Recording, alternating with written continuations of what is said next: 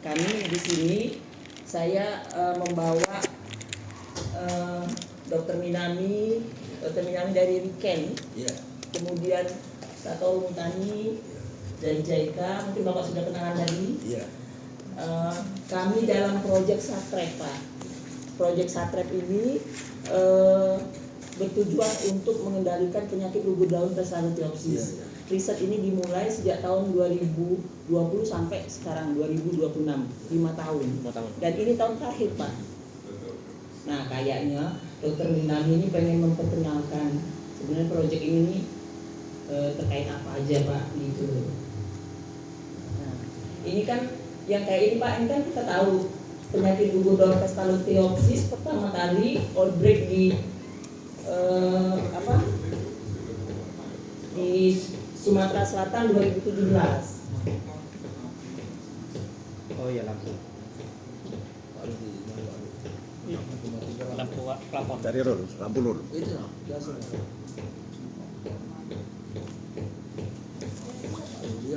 I think no problem, Dr. Minami, is okay. We can see from here. Apa itu? Bapak, kawannya Fitri, Pak. Yang depan minta lewat Pasti lampu. kita baby ya, ini. Sama-sama sama mau takon ya. Tulisan sosok dulu. Aku KPT. Iya. Yes, oke.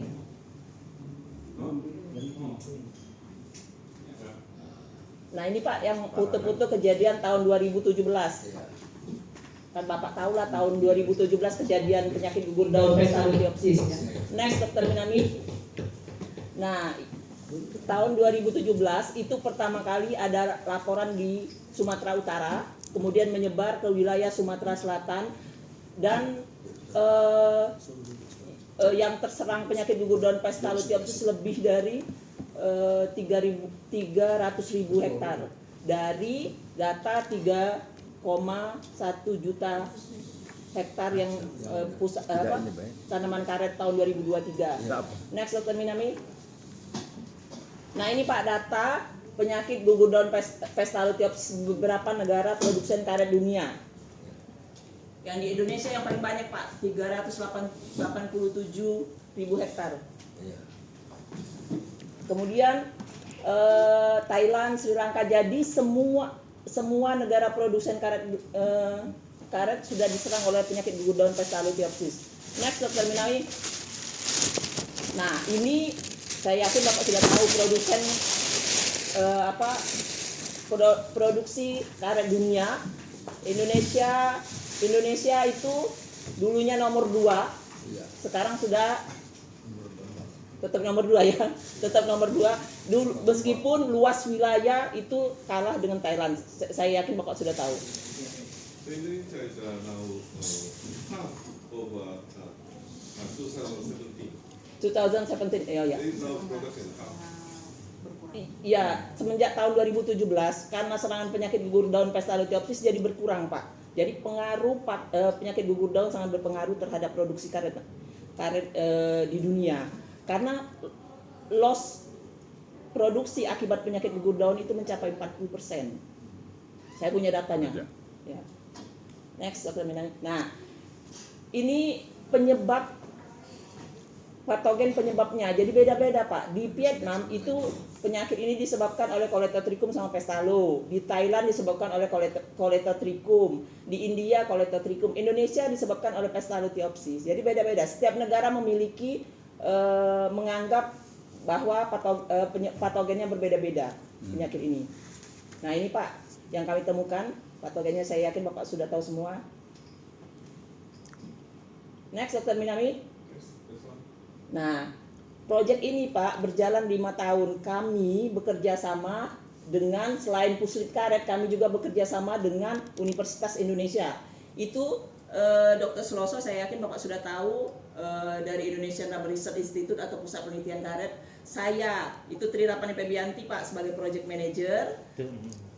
Kemudian Dr. Retno Lestari itu dari Universitas Indonesia. Kami berkolaborasi dengan Universitas Indonesia. Dari pihak Jepang ada Gifu University dan ada Riken. Dr. Minami itu dari Riken. Ya, kami berkolaborasi selama 5 tahun. Next, Dr. Minami. Maybe we can skip this.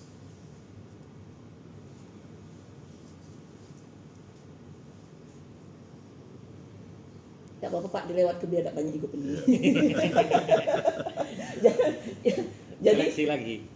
diseleksi lagi. Jadi Pak, jadi ada 5 tujuan proyek ini. Yang pertama, kami harus menghasilkan kandidat fungisida kimia untuk mengendalikan penyakit ini. Yang kedua, kami harus menghasilkan fungisida biologi dari bakteri atau dari apapun yang berbau biologi untuk mengendalikan penyakit ini. Yang ketiga, untuk menghasilkan klon. Yang keempat, untuk mengetahui luas areal serangan dan early warning system. Kemudian yang kelima, kapabilitas building untuk semacam training kepada peneliti maupun sekolah. Nah, ini Pak yang screening fungisida kimia di laboratorium pusat penelitian KRS. Kami menggunakan beberapa macam fungisida kimia, ada sekitaran 15 fungisida kimia, dan yang paling bagus yang kami temukan adalah Nativo, Daiten, dan Benlox yang kami uji, di mana Benlox itu mampu menekan hingga 100% dan Nativo 100%. Yang warna kuning ya Pak? Ya, di highlight warna kuning. Nah, Dr. Minami. Yeah, return to this. Nah, dari pihak Jepang sudah menguji beberapa bahan kimia. Ternyata dihasilkan quinondo, itu ya Pak, quinondo dan topsin itu yang paling bagus untuk menekan perkembangan pestalu dan Colletotrichum. Yang selebihnya itu tidak. Nah, akhirnya dilanjutkan ke riset selanjutnya untuk mengetahui berapa sih dosis konsentrasi yang diperlukan quinondo dan topsin. Quinondo itu merek dagang fungisida kimia Jepang, topsin sudah ada Pak di Indonesia. Sudah dijual. Nah, kemudian Puslit Karet mencoba mengetes fungisida kimia tadi di rumah kaca. Next, Dr. Minami. Nah, ini hasilnya Pak. Yang quinondo itu, quinondo itu 200 ppm, itu gejalanya dibandingkan dengan yang pakai air. Ternyata gejalanya kan lebih parah yang pakai air tuh Pak, dibandingkan yang quinondo. Yang pakai air itu sporanya berkembang, sementara yang quinondo sporanya tidak berkembang, spora patogen. Dan penekanan penyakit hingga mencapai 89%, itu yang dibawa Pak quinondo. Mampu menekan hingga 89%. Uji di rumah kaca. Next, Dr. Minami. Nah, kemudian Benlox itu merek dagangnya Benomil. Diuji juga, ternyata di Benlox itu tidak mampu menekan, hanya mampu menekan sekitar 59%. Itu spora patogen masih berkembang. Jadi ternyata yang fungisida kimia Jepang, quinondo tadi lebih bagus. Next, Dr. Minami. Nah, kami coba Pak. Tadi kan uji di rumah kaca, kami uji di lapangan, di kebun entres. Kami menggunakan beberapa klon, BPM24, PR303, PB260, PB340, IR39. Kami menggunakan beberapa konsentrasi fungisida, ada quinondo, topsin, Nativo, Daiten, sama air. Quinondo 2 gram, topsin 2 gram, Nativo 5 gram, Daiten 5 gram. Next, Dr. Minami. Nah, kemudian Pak, ini parameter yang kami uji. Kami melakukan scoring keparahan penyakit dengan dasar seperti ini. Misal, itu skor yang 0 itu tidak ada serangan, tajuknya bagus. Yang paling parah itu yang terakhir Pak, skor 4. Itu tajuknya sampai sedikit sekali, skor 4. Next. Nah, hasilnya kayak gini loh Pak. Hasilnya ternyata keparahan yang paling sedikit itu dimiliki kecil banget, sumpah. Yang paling kecil itu quinondo Pak. Bapak kelihatan nggak? Yang garis warna biru putus-putus? Nah, itu quinondo. Itu keparahan penyakitnya paling sedikit. Berarti kan kontrol, kita lihat tuh. Kontrol itu yang berwarna biru yang paling atas, Pak. Nah, itu. Kontrol keparahan penyakitnya paling tinggi dibandingkan dengan quinondo yang birunya atas paling bawah. Ternyata quinondo masih lebih baik dibandingkan dengan fungisida yang lain. Next, Dr. Minami. Nah, kemudian Pak, kami uji di skala 8. Menguji di skala hijau ya ininya, Ya, baju seragam. Seragam. Uji di skala lapang. Ini hasilnya Pak. Di hasilnya ternyata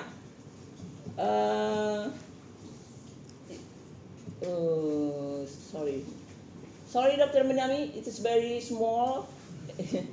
Yes, no problem. I will try. This.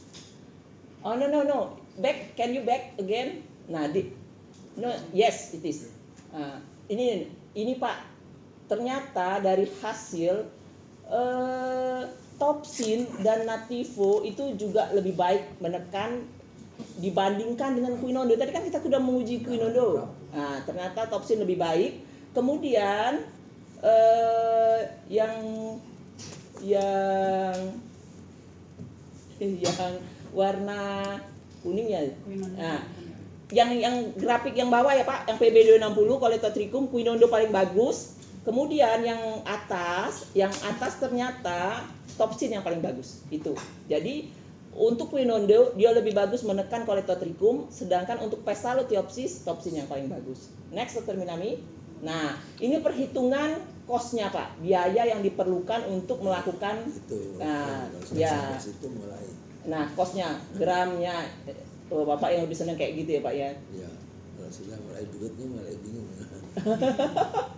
This is for 1 hectare. Nah, untuk 1 hektar. Untuk Ya. ya. Iya, untuk 1 hektar. Ya, I know.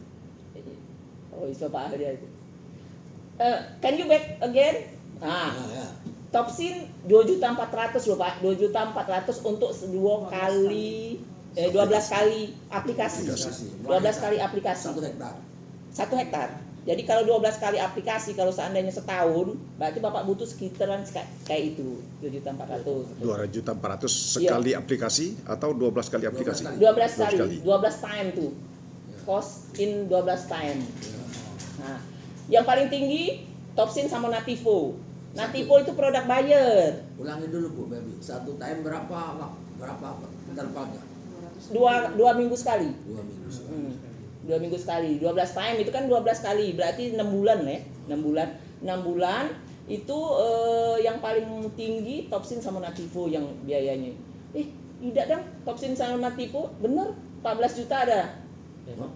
Iya, 14 juta Pak. Yang 28 juta. Yang 28 juta itu Nativo saja. Nativo itu tahu enggak Bapak sekilonya berapa? Sekilo Nativo 1.600.000. Ketawa Bapak, bener. Iya, sekilo Nativo itu 1.600.000 produk Bayer. Kalau Bapak, dan dia bukanya per gram, tuh Bapak tuh senyum-senyum. Iya, yang 28 juta, 12 kali 12 kali itu 28 juta. Sangat mahal memang Pak. Jadi yang paling murah itu menggunakan Topsin. Topsin sebenarnya sudah diizinkan untuk mengendalikan penyakit gugur daun oidium kalau di karet. Sudah ada izin dari Kompes. Jadi sekarang mereka melakukan perizinan lagi sih. Next Dr. Minami. Nah, kami sekarang sedang bekerja sama juga dengan PT ABP Pak. PT ABP Aneka Bumi Pratama ya. Iya. Pabrik karet remah yang punya Jepang juga. Di dalam Project 3 di PT ABP kan banyak perusahaan-perusahaan di bawahnya. Ada PT Citra Sembawa sama PT Gembala Sriwijaya. Itu semua ada di bawah PT ABP. Nah, kami melaksanakan juga penelitian di PT Citra Sembawa dan PT Gembala Sriwijaya. Semuanya berkolaborasi di bawah Project 3 yang dikoordinator oleh PT ABP. Dia punya Jepang juga. Next, Dr. Minami. Nah, ini Pak hasil yang di PT Citra Sembawa dan PT Gembala Sriwijaya. Yang warna merah itu adalah kontrol. Sedangkan warna biru adalah aplikasi fungisida dengan menggunakan Quinondo. Kita lihat di PT Gembala Sriwijaya tidak terlalu berbeda nyata antara kontrol dengan aplikasi Quinondo. Tetapi di PT Citra Sembawa yang berwarna biru berbeda nyata. Kontrol itu lebih tinggi keparahan penyakitnya, sedangkan yang menggunakan Quinondo itu lebih rendah. di PT Citra Sembawa. PT Citra Sembawa itu di Sembawa Pak. Next Dr. Minami. Nah sekarang kami sudah berkoordinasi dengan beberapa perusahaan juga. Kami juga sering mendatangi Disbun. Tanggal 23 2025 Juni kami juga berkunjung ke Disbun. Mungkin orang Disbun sudah bosan juga melihat kami. Nah itu memperkenalkan terkait proyek ini juga. Kemudian kami juga berkolaborasi dengan petani. Petani ini ada 2 desa di Banyuasin, yaitu di Muara Inim, di desa Pulau Rajak. Rajak banyak sih. Iya Banyuasin. Sama Muara Inim itu di Petanang. Nah di Petanang. Nah kami memperkenalkan cara mengendalikan dengan menggunakan fogging. Fogging kami sediakan, bahan-bahannya kami sediakan. Kami hanya minta petani melakukan fogging selama 10 kali sampai 12 kali di bawah koordinasi PT ABP atau ITOCU program Project 3. Nah, sudah kami dapatkan Pak, ternyata banyak kendala. Hanya 4 sampai 5 kali aplikasi petani berhenti. Nggak mau melanjutkan. Next Dr. Minami. Nah, kami pinjam itu Pak mesin fogging. Nah, oleh Puslit Sembawa. Kami kasih bahan aktif, kami kasih duit solar. JICA yang memberikan biaya solar, biaya bensin agar petani mau melaksanakan. Next Dr. Minami. Nah, ini kami training dia untuk menggunakan mesin fogging yang kami pinjamkan. Di sini juga disaksikan oleh Disbun, kemudian juga PT ABP, PT Aneka Bumi Pratama. Next Dr. Minami. Nah, ini Pak, kami melakukan di Desa Lembak ya Pak, di Muara ini ada 3 petani, kemudian di Suak Tape di Banyuasin 2 petani, di Pulau Rajak ada 5 petani. Yang di Pulau Rajak itu sudah binaan PT ABP. Nah, kami menyarankan menggunakan topsin. Kemudian dilakukan setiap 2 minggu dari Juli sampai Desember di pagi hari. Itu kendalanya. Nanti ke Bapak ngelihat hasilnya. Next Dr. Minami. Nah, ini hasilnya. Nah, ini Bu. Which? Ini Samino. Nah, ini bukan ini. Ini masih kami yang melakukannya. Hasil yang di Pak Samino, kami masih yang melakukannya Puslit karet. Jadi tidak masalah. Bisa mana? Di Sembawa yang ini. Yang di Sembawa Pak yang ini. Nanti yang benar-benar kalau yang di Sembawa kami yang melaksanakannya tetap. Tapi kalau yang tadi saya sebutkan itu benar-benar petani. Nanti banyak kendala yang dilakukan petani. Nah, yang di Pak Samino di Sembawa itu terlihat bahwa Quinondo itu lebih baik dibandingkan dengan fungisida lain. Quinondo kami lakukan dengan metode spraying. Spraying Pak disemprot dengan menggunakan tangki besar. 1 hektar 400 liter. Jadi tangki dinaik ke di atas mobil menggunakan mesin steam. Nah, itu. Kemudian ada juga kami menggunakan fogging. Menggunakan fogging itu menggunakan topsin yang warna biru Pak. Warna biru itu. Lumayan, tapi yang paling bagus tetap Quinondo dengan cara spraying. Spraying itu sangat mahal biayanya karena harus menggunakan mobil untuk pengangkut air. Next Dr. Minami. How about result in fogging in Pulau Rajak, Dr. Minami? You have? No, I think it's just information about the results. Okay. I will explain. Nah, yang hasil di Pulau Rajak Pak sama di Petanang, ternyata petani agak keberatan melaksanakan fogging. Alasannya dia cuma mengaplikasikan sampai 5 kali, 4 sampai 5 kali. Alasannya malam hari. Kemudian katanya tidak efektif. Jadi pada saat dia nyemprot, kemudian tanaman karetnya terserang penyakit gugur daun, ternyata gugur lagi. Jadi mereka akhirnya tidak melanjutkan setelah gugur lagi. Padahal sebenarnya kalau mereka continue terus-terusan akan terlihat efeknya. Karena mereka tidak continue, cuma 4 kali sampai 5 kali aplikasi, stop, dia tidak melanjutkan lagi. Alasan mereka karena itu malam hari. Kemudian kadang harus malam. Harus malam Pak, karena bahan aktif untuk naik ke daun pada saat menggunakan mesin fogging itu menggunakan embun. Embun itu biasanya di atas jam 7 malam atau jam 8 malam. Jadi boleh dilaksanakan di malam hari jam 8 atau jam 10 malam atau jam 2 malam lebih bagus, atau di subuh hari. Yang penting ada embun. Kalau luasannya sedikit, kan rata-rata petani paling punya 1 atau 2 hektar. Itu sebenarnya mereka bisa kerjakan itu setelah di pukul 4 seperti itu tuh bisa selesai. Yang penting sebelum pukul 6 atau pukul 7. Karena kalau misalnya sudah terbit matahari, itu kan ada tekanan udara. Akhirnya asap foggingnya tadi itu nanti akan ke petaninya, bukan ke tajuk. Seperti itu yang dihindari. Kemudian kalau di pukul 4 kan masih banyak embun. Embun itu yang akan membantu merekat fungisidanya ke perdaunan, ke tajuk seperti itu.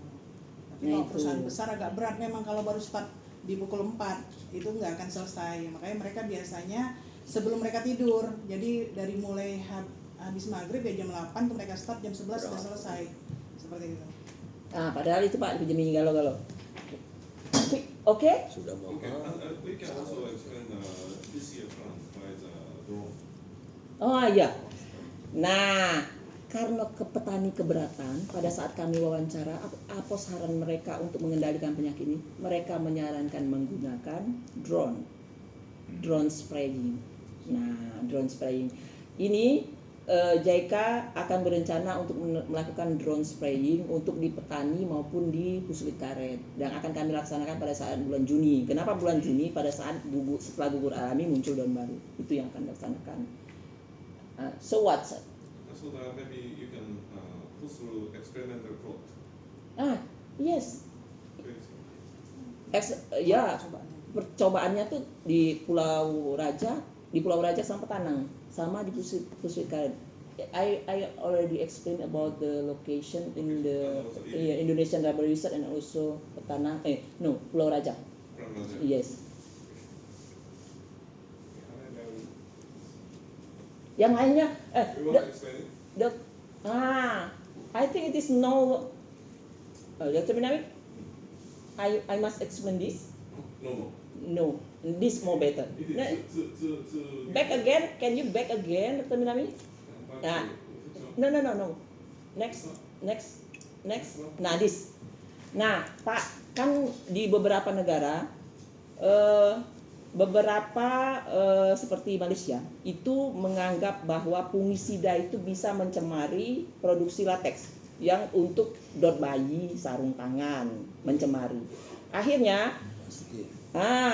Jepang proyek ini berusaha mengirimkan sampel yang sudah kami semprot di petani, kami kirimkan ke Yokohama Rubber Tire, Yokohama di Jepang, yang perusahaan ban, untuk menganalisa sampel yang kami kirimkan setelah kami semprot dengan fungisida.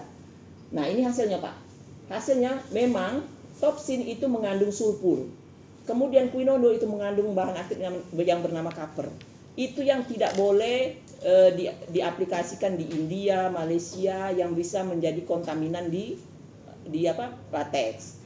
Nah, untuk membuktikan itu kontaminan atau tidak, makanya diuji ini. Next, Dr. Minami. Di sini mereka menggunakan berbagai macam perlakuan, misalnya dengan menggunakan carbon black atau without carbon black atau tanpa carbon black, untuk melihat bagaimana sih pengaruh dari toksin. Toksin itu kan bahan kimia ya Pak, yang tadi yang fungisida kimia, quinono fungisida kimia yang dari Jepang. Nah, kami ambil sampelnya. Ini untuk mengetahui berapa sih konsentrasi yang mengakibatkan kontaminasi. Next, Dr. Minami. I think it's more better. This is in the case of the you directly mix the chemical plants in the latex. Yes. You already expect. Yes, already. Jadi Pak, kami itu ngambil sampel latex dari lapangan. Itu yang kami kirim dari PT Citra Gembala maupun dari yang tadi PT Citra Sembawa maupun dari PT Gembala Sriwijaya. Nah, kami uji. Nah, ini Pak. Jadi 3 hari sebelum fungisida kimia, sampel yang kami ambil, pestisida, kemudian hari pada saat aplikasi fungisida, dan 7 hari setelah aplikasi fungisida. Jadi 3 sampel ini yang kami ambil di yang sudah kami aplikasikan fungisida kimia, kemudian kami ambil sampel lateksnya, kami kirim ke Yokohama, ke Jepang. Okay, Dr. Minami, Yes? more better we use a result. Yes. Result is Nah, result. Nah, dari sini Pak, dari sini terlihat bahwa dari segi fisiknya dan vulkanisasi karet itu tidak mengalami masalah terhadap aplikasi fungisida. Nah, ini hasilnya Pak. Ini ada terlalu blur. Ini hasilnya. Jadi hasilnya bahwa tidak signifikan perubahan fisik dari latex terhadap aplikasi fungisida kimia. Next, Dr. Minami. Nah, ini Pak hasilnya ternyata raw material, bahan mentah, kemudian vulkanisasi vulkanisasi karet itu tidak terpengaruh. Kemudian pestisida kimia yang mengandung ion Cu atau kapur itu tidak mempengaruhi hasil latex. Jadi fungisida kimia yang digunakan itu quinone maupun topsin tidak berbahaya terhadap hasil latex. Itu ya Pak untuk membuktikannya. Dan mereka menyarankan menggunakan rain guard untuk melindungi hasil latex jika kita ragu-ragu. Tapi tidak usahlah, karena ini sudah efektif kok, sudah diuji bahwa tidak berkontaminan, tidak bahaya.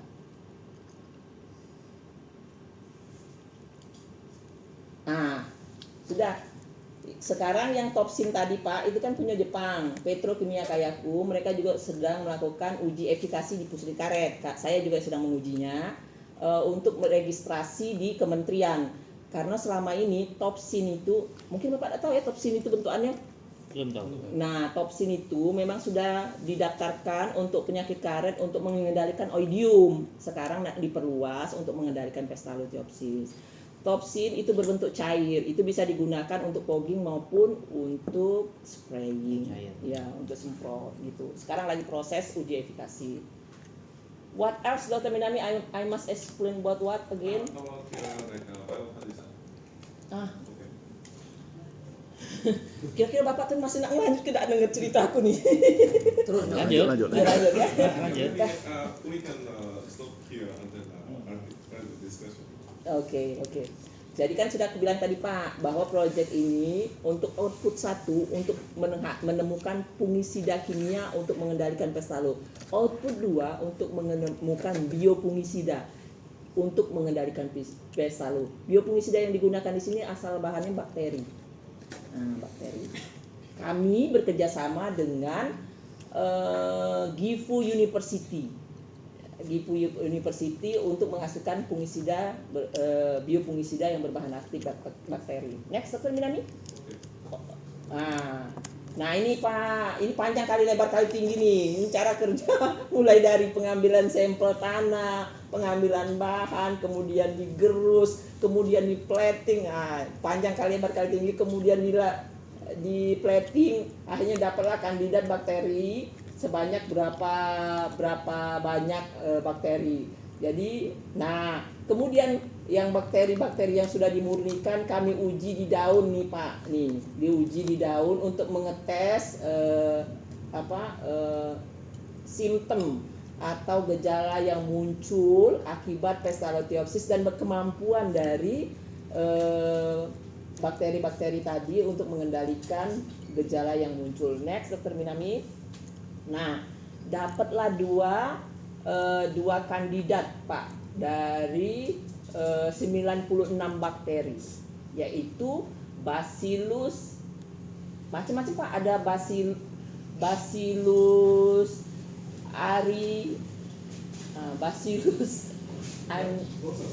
yes itu sangat susah spesiesnya ya Pak ya. Yang pasti itu sudah ditemukan 2 kandidat bakteri untuk mengendalikan penyakit ini. Ini yang dilaksanakan di Jepang, di Gifu University.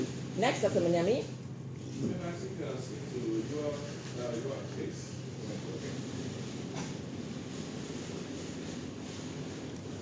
What? Oh, ini yang dilakukan di puslit karet Pak. Kami juga melaksanakan. Jepang melaksanakan dan mereka mendapatkan 2 kandidat bakteri dan sudah dimasukkan ke Indonesia, sudah kami uji. Sekarang yang di Indonesia ya Pak, yang di Indonesia kami melakukan eksplorasi bakteri sebanyak 200-an bakteri, sudah mendapat bakteri murni ini Pak hasilnya nih. Ini kami plating, kami dapatkan bakteri-bakterinya yang murni. Next, Dr. Minami. Nah, ternyata kami mendapatkan kandidat yang terbaik. Kandidat H13. H13 ini aman terhadap lingkungan dan sekarang sedang kami uji di skala 8. Dan semoga ini menjadi solusi ya Pak. Kami uji dengan menggunakan berbagai macam uji dan aman untuk lingkungan dan juga aman untuk manusia karena kami sudah melakukan berbagai macam tahapan. Next, Dr. Minami. Nah, ini Pak cara kerjanya kami menggunakan uji di daun. Ternyata bakteri ini juga mampu menekan hingga berapa persen penghambatan. Next, Dr. Minami. Nah, kami juga selain menguji di daun, kami juga menguji di rumah di petri ya Pak, di 2 culture. Kemudian fungisida ini juga menghasilkan senyawa yang bagus yang mampu menekan Pestalotiopsis sehingga bakteri ini kami lanjutkan untuk skala 8. Next, Dr. Minami. Nah, ini bisa jelaskan, Jack? Nah, ini uji di polybag Pak, hasilnya seperti ini. H13 ya Pak yang Bapak lihat tuh kan, yang kontrol. Nah, yang kontrol itu kelihatan daun-daunnya kuning, kemudian ada serangan penyakit Pestalotiopsis. Kemudian sedangkan yang di polybag H13 daun-daunnya tampak bagus, tidak ada gejala yang ada sih gejala, cuman tidak mengakibatkan terlalu parah dibandingkan dengan yang pelakuan kontrol. Ya kan Pak? Next. Nah, sekarang kami sedang menguji skala 8 dan sekarang juga kami mencoba untuk mendaftarkan ke patennya ke kementerian terkait fungisida ini. Memang sekarang masih dalam skala riset tapi masih kami lanjutkan untuk mengetahui efektivitas bakteri ini untuk di skala 8 dan selanjutnya. Next, Dr. Minami.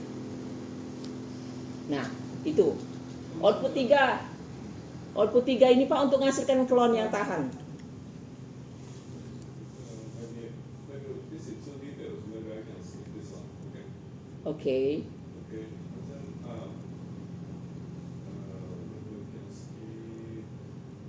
Yes, more better skip because Okay, let's skip and then. So this one. bapak-bapak ini kayak jadi ngantuk. Nah ya, Pak, ini kami sudah melepaskan klon yang terbaru IRR 309, IRR 310 yang sudah diregistrasi bahwa klon ini tahan terhadap TPD. TPD itu anu Pak? Kas, kering alus sadap. Penyakit gugur daun juga pada saat bulan Mei 2025. Itu Pak penampakannya IRR 309, IRR 310 iya. Sudah dilepas. Nah, kalau Bapak nak nanya interestnya, bibitnya belum tahu. Tanya Bedi Puslit. Berarti Hah? no, Hah? Belum ada? belum belum. Oh, mahal ya. IRR 309. IRR 309, IRR 310. Dengan orang beli. So this is two advantages. Maybe you Baru, explain. ya. I think other minus and this one. Yes, already explained. Penyakit. Yes. Yakin. Tapi Gas sama gugur daun. Dibalik lah, bawah riset. iya. Nanya. Ya dihasilkan untuk menemukan klon yang resisten. Tahan penyakit ya Bu ya. Iya, tahan penyakit. Tapi sudah ada belum di balik? Baru skala berarti.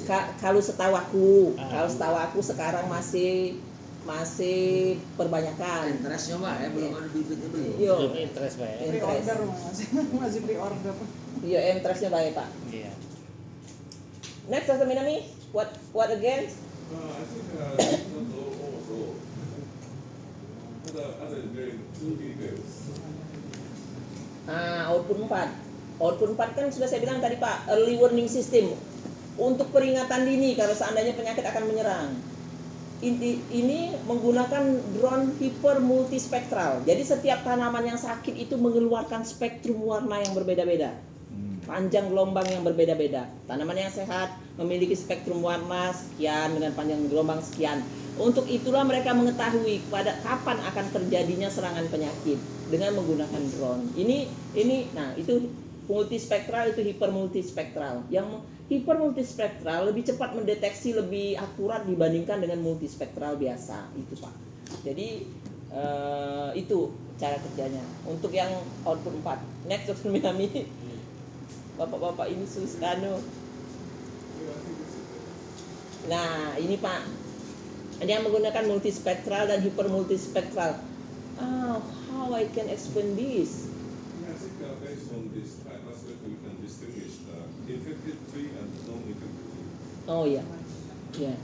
Kalau yang di sini Pak, Bapak lihat kan, yang di sini kita bisa mendetek mana yang terserang pestalo, mana yang tidak terserang pestalo. Yang terserang pestalo itu kelihatan warnanya dengan jelas, sedangkan yang tidak terserang dia kelihatan berwarna kuning, itu yang terserang pestalo.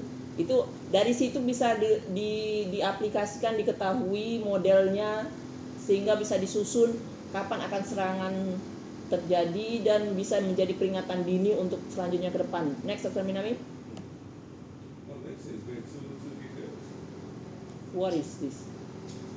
Did I go to explain? Untuk tingkat infeksinya. I Yes. think we Untuk need tingkat to infeksi. explain like fraction of every many phrases of Indonesia. Yes. It's Okay. Lupa.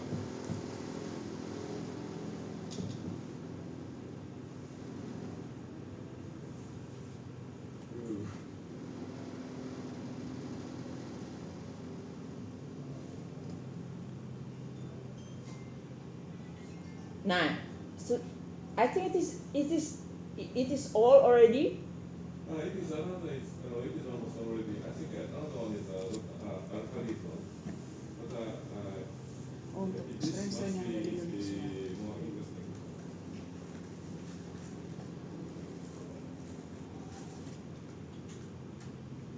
This Okay. is a collection of pestalo in every location of Indonesia. Lagi ya Pak, jangan ngantuk dulu Pak. Siap. Iya. Aman. Aman. Jadi gini Pak. Jadi kami kan ngumpul ke macam-macam nih, isolat dari berbagai lokasi di Indonesia. Isolat pestalo dan isolat Coleotrichum. Nah, itu Pak. Jadi ada yang berwarna merah, itu Sumatera Utara. Kemudian ada yang berwarna merah marun, itu dari Kalimantan. Yang sebelahnya sih? I agree. Those Ya, Bengkulu, Jambi.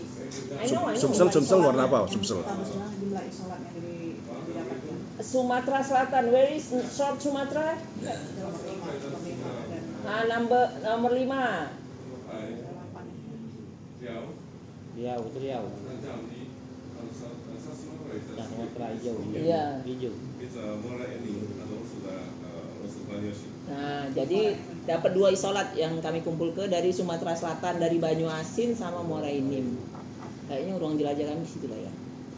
Ya. Yang selebihnya dari provinsi yang lain.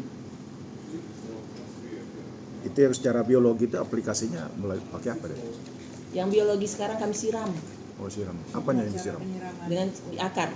Oh akarnya. Nah, karena Itu mungkin lebih gampang kali. Iya, memang iya. Pak lebih gampang. Dan nggak harus malam. Memang Iya. dan nggak harus malam, harus bisa pagi, bisa sore hari. Dan Kenapa itu yang tidak dipraktekkan ke Ditonjolkan, petani? ya. Tapi kan ini kita menyampaikan hasil semua kegiatan di proyek. Ya. Jadi ada beberapa Ini udah diuji langkah coba yang di biologi. lagi diuji di di lapangan Pak. di perkebunan. Oh. Ada sekitaran 3 Belum bulan. ada hasilnya. 2 bulan yang lalu sudah baru. Sudah ada hasil. Ada. Bagus. Lumayan bagus. Karena gini Pak, yang namanya pengisida kimia itu dari bakteri, dia akan melakukan proses penyesuaian, memperbanyak diri, adaptasi, dan bisa melihat efektivitasnya Sudah itu setelah 6 bulan. efeknya juga mungkin belum diketahui juga kalau Belum kimia kan. signifikan. Nah. Kalau biologis kan agak lebih aman ya. Dan berkepanjangan. Memang Berkesinambungan. memang lebih aman, cuman proses mereka menyesuaikan diri juga butuh Tidak waktu, secepat tidak kimia. secepat kimia. Gimana disuntik langsung sembuh besok. Iya, kalau Cuma biologi untungnya kalau biologi ini kan jadi kayak sistem imun masuk ke dalam. Iya, Kalau itu kan lebih- kimia ini kan gampang terbawa angin, tercuci lah, gampang tercuci. ya gitu. Cuman memang ini kita sampaikan bahwa banyak langkah yang kita lakukan gitu loh Pak. Kalimantan in Soalnya kalau dengan petani kan maunya yang praktis. Iya, Kalau ribet, memang Pak. Kami sekarang selagi dia masih ngasilkan dia punya aja. kami lagi proses. Tak dibiarin apa? Biar Pak, yang penting masih ada hasil. Cuman dalam pengendalian penyakit ini kan Pak biasa kita mengenalkan beberapa tahap ya, nggak mampu dengan secara biologi artinya kan karena dia nggak kontan ya cepat gitu, bisa kita lakukan yang kimia. Jadi kita kasih pilihan-pilihan gitu Pak. Jadi ini kita punya data dan kalau kita misalnya mau melakukan kimia kita pakai apa nih? Nah kita sudah ada datanya, pakai yang topsin atau yang quinondo seperti itu. Jadi kita ini melakukan Dari penelitian kimia untuk dan kalau- biologis itu yang mana iya. yang jadi unggulan? Kimia lah masih cepet kimia. Tapi repot Cuman ya. kan Biayanya mungkin besar biayanya ya. lebih besar, tapi kimia kemudian tidak aman terhadap lingkungan. Iya. Kalau biologi kan biayanya lebih murah, efektivitasnya lambat, Biologi cuma petani nggak aman. harus beli alat mesin fogging kan itu sih. Artinya kalau secara massal mestinya dari pemerintah yang turun tangan. Iya, harapannya Iya. seperti itu. Biologis Pak. mungkin bisa disosialisasikan ke Ke masyarakat. petani, Ya, mereka pun bisa bikin sendiri. Iya. Kita kasih biangnya. Jadi bisa jalan dua-duanya mungkin lebih efektif ya. Mm-mm. Jadi pemerintah di fogging, Mm-mm. yang masyarakat Secara biologi. pakai biologis. Mm-mm. Seharusnya Pak, memang. Nah, inilah sebenarnya Pakai dana arahnya ke sana. PPDB. Harapannya bisa digaungkan dari sini ke pemerintah. Iya. Dokter Binami. That's clear. So ada di tiga. Nah ini Pak, ini Dokter Binami pengen ngasih tahu bahwa isolat yang kami kumpulkan dari beberapa provinsi tadi ternyata isolat Riau itu paling cepat pertumbuhannya, Penyebarannya. paling Riau, cepat Riau. pertumbuhannya isolat Riau. Kemudian Tingkat virulensi paling tinggi. Kemudian Balikpapan juga paling tinggi. Yes. No. Itu pengaruh apa lah ya? Pengaruhnya Pak, virulensi. Nah, virulensi patogen kan masing-masing. Beda. Kemudian bisa jadi faktor lingkungan yang mempengaruhi, banyak faktor kasus itu Pak. Itu Bu, penularannya penyakit apa pestaliosis tadi lewat apa itu Bu? lewat udara. Lewat udara. Udah. Dia Hujan ya. Tip angin. iya, Kita, airborne. berarti walaupun kita lah dikasih ini tadi Kimia, tadi, bisa balik lagi tak? bisa nur lagi Bu. Bisa, cuman kan kalau seandainya kita aplikasikan pengendalian, setidaknya mengurangi kepekatan 6 spora. kali, 12 Ah, kali tadi, bukan sekali. iya. Prinsipnya 12 kali semprot. Tenang siram lagi. Prinsipnya 2 minggu kita- sekali. Kita baik Pak Rudi yang nyemprot 11 bulannya Iya. tidak. Tidak ya. Paling nular tidak. lagi dari Memang nular Agak lagi, tahan. memang nular lagi. Cuman nanti terlihat Pak beda nyatanya sekian sudah lama aplikasi, berapa kali aplikasi akan terlihat yang efektivitas. lebih kuat. Jadi di Sumatera Sudah, Utara itu Pak iya. ada perkebunan pemerintah punya PTP ya bersebelahan dengan perkebunan swasta. Jadi yang swasta ini sama sekali nggak melakukan Tidak, fogging. Nah itu tajuknya berbeda jauh. Jadi yang di pemerintah tajuknya masih ada ya daunnya, yang di swasta Kering. itu benar-benar tidak Pudul. ada daun. Bukan bagus yang Benar-benar swasta kebun. gersam. Bukan bagus kebun swasta daripada pemerintah sekarang. Bagus Pak Kalau PTP. bagus, PTP. kita kan melihat tajuk ya, tapi kalau mengenai seluruh manajemennya atau produksinya kan itu masing-masing ya berbeda. Tapi kita kan melihat pengaruh ke tajuk dengan perlakuan fogging tadi seperti itu Pak. Kalau Jadi PTPN terlihat sekali. bagus kok Pak. Jadi PTPN prinsipnya itu kita mengendalikan yang di udara itu Pak, mengurangi jumlah populasi dari si patogen. Karena kan ada patogen itu membutuhkan jumlah tertentu untuk menimbulkan penyakit. Misalnya dia butuh nih 100 cendawan buat menimbulkan penyakit. Nah, yang ada di alam tadi kan udah kita fogging, berkurang jadi hanya tinggal 80. Nah, itu tanaman jadinya nggak sakit, nggak menimbulkan penyakit. Itu sih prinsip melakukan pengendalian kimia dengan cara fogging tadi, walaupun di udara kan gampang tercuci ya gitu istilahnya, tapi kan kita mengurangi populasinya. Makanya harus memang- massal itu. Iya, Kalau spot-spot kan iya. Sekarang ini nggak hasil efektif Kan juga. kayak model ngasih garam ke lautan. Iya. Cuma kan meskipun mengasih garam lautan tidak terlalu terlihat, cuma kalau seandainya dikendalikan setidaknya mengurangi kepekatan spora udara itu Pak. Jadi kan memang terlihat bedanya lama-lama Sama kelihatan. sekali dikendalikan sama hasil sekali. penelitian ini diberikan advisnya kemana? Ke petani langsung atau ke pemerintah? Kalau ke petani langsung nggak akan berhasil, Nah itu dia. karena ini kesempatan gitu ya untuk menyampaikan. Jadi kami berharap karena ini sudah kronis, saya sering bilang jangan biasa-biasa saja gerakannya. Kalau gerakannya bisa saja nggak akan berhasil. Kita kan lebih dari 60% sudah semua gugur daun, ya.